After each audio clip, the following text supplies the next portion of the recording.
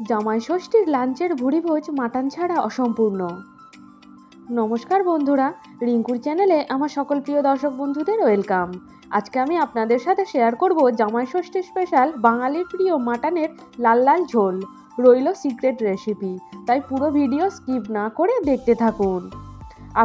দুপুরে গরম ভাতের সাথে মাটনের লাল ঝোল জাস্ট জমে যাবে।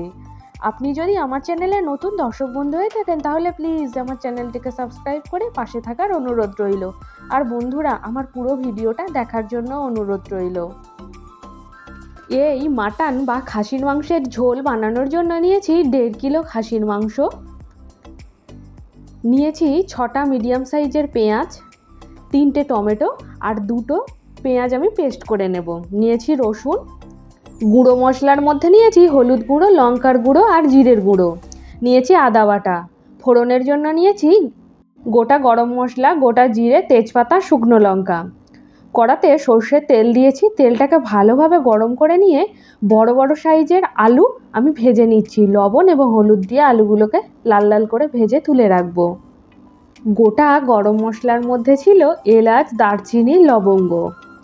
এখন দিয়ে দিলাম লবণ, এইবারে দিয়ে দিচ্ছি হলুদ গুঁড়ো। এইবার আলুর সাথে ভালোভাবে মিশিয়ে নিচ্ছি। মিনিট 6 সময় ধরে আলুগুলোকে আমি ভেজে নেব। আলুগুলো ভাজা হতে থাক, অপরদিকে আমি একটা মশলার পেস্ট বানিয়ে নিচ্ছি। মিক্সিং জারের মধ্যে নিয়ে নিলাম পেঁয়াজ আর রসুন। এবার একটা মিহি পেস্ট বানিয়ে নিচ্ছি। অপরদিকে আলুগুলোও লাল লাল ভাজা হয়ে গেছে। এবার একটা আলাদা পাত্রে আলুগুলোকে তুলে রাখবো।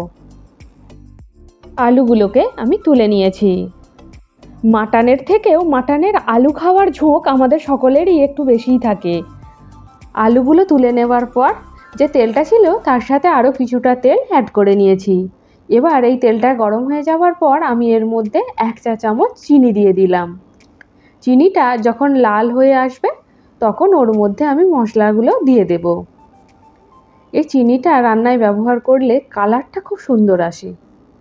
চিনিটা ভাজা হয়ে গেছে, এবার ওর মধ্যে আমি মশলার ফোড়নটা দিয়ে দিলাম।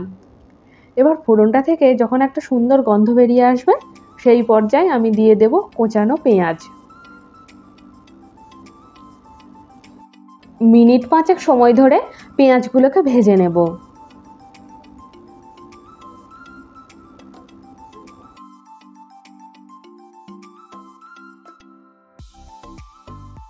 পাঁচ মিনিট পর আমি যে মশলার পেস্টটা বানিয়েছিলাম ওটা দিয়ে দিলাম। হাই ফ্লেমে সব কিছুকে কষাতে থাকবো। এই মাটন যত কষানো হবে এর টেস্ট তত বেশি হবে। এরপর দিয়ে দিচ্ছি টমেটো কুচি। এই মশলাগুলোকে আমি একবারে পুরোপুরি ভাজবো না, অর্ধেকটা ভাজবো আর বাকি অর্ধেকটা মাটনের সাথে আমি কষাতে থাকবো। এই মশলাটা হাফ কষানোর পর আমি এর মধ্যে দিয়ে দিচ্ছি মাটনটা। এবার আমি এর মধ্যে অ্যাড করছি লঙ্কার গুঁড়ো, হলুদ গুঁড়ো, জিরে আর ধনের গুঁড়ো। এই পর্যায়ে অ্যাড করছি স্বাদ মতো লবণ। এবার এই সব কিছুকে আমি কষাতে থাকবো।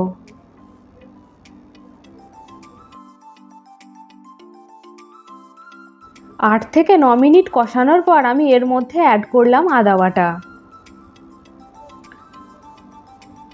আবারও কষাতে থাকছি।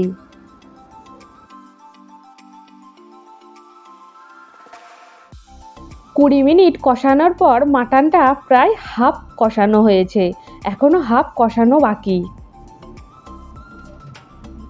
দেখুন কেমন তেল ছেড়ে বেরিয়ে এসেছে। খাসির মাংসটা প্রায় 80% মতো কষানো হয়ে গেছে, আপনারা রংটা দেখেই বুঝতে পারছেন। এইবার আমি ভেজে রাখা আলুটা অ্যাড করছি। বাকি যে 20% কষানো বাকি আছে সেটা আমি আলুর সাথে কষাচ্ছি। এটাও প্রায় 20 মিনিট ধরে আমি কষাতে থাকবো। মাটন রান্না করতে একটু সময় লাগে বেশি, কিন্তু রান্নার শেষে যখন একটা মাটনের টুকরো মুখে পড়ে তখন সব ক্লান্তি মুছে যায়। আশা করছি আপনারা এইবার মাটনের রঙটা দেখেই বুঝতে পারছেন মাটনটা পুরোপুরি কষানো হয়ে গেছে। এই রান্নাটিতে আমি গরম জল ব্যবহার করব। ঠান্ডা জল ব্যবহার করলে এর টেস্ট নষ্ট হয়ে যাবে। সেজন্য আমি গরম জল বসিয়ে দিয়েছি।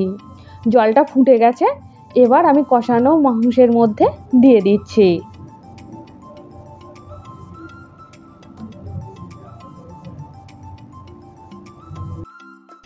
এইবার ভালোভাবে মিশিয়ে নিচ্ছি। এইবার লো টু মিডিয়াম ফ্লেমে আধ ঘন্টা ধরে মাটনটাকে সেদ্ধ করে নিচ্ছি। আধ ঘন্টা পর ফিরে এসেছি। দেখুন মাটনের কালারটা জাস্ট অসাধারণ হয়েছে। দেখুন বন্ধুরা, মাটনটা কত সুন্দর দেখতে হয়েছে এবং এর টেস্টও দুর্দান্ত হয়েছে, আর সব কিছু পারফেক্টলি সেদ্ধ হয়ে গেছে। দুপুরের ভুরিভোজ জমে যাবে। বন্ধুরা, আমার আজকের মাটনের এই রেসিপিটা আপনাদের কেমন লাগলো অবশ্যই কমেন্টের মাধ্যমে আমাকে জানিও। ভালো লাগলে লাইক, শেয়ার এবং চ্যানেলটিকে সাবস্ক্রাইব করতে ভুলবেন না। এখানে আমি গরম গরম ভাতের সাথে পরিবেশন করেছি মাটন। আজকে এ পর্যন্তই। আবার আপনাদের সাথে দেখা হবে অন্য একটি পর্বে, অন্য একটি নতুন ভিডিওর সাথে। ততক্ষণ আপনারা সবাই ভালো থাকবেন, সুস্থ থাকবেন, সাবধানে থাকবেন। আর নিত্য নতুন ভিডিও পেতে আমার চ্যানেলটিকে অবশ্যই সাবস্ক্রাইব করবেন। ধন্যবাদ।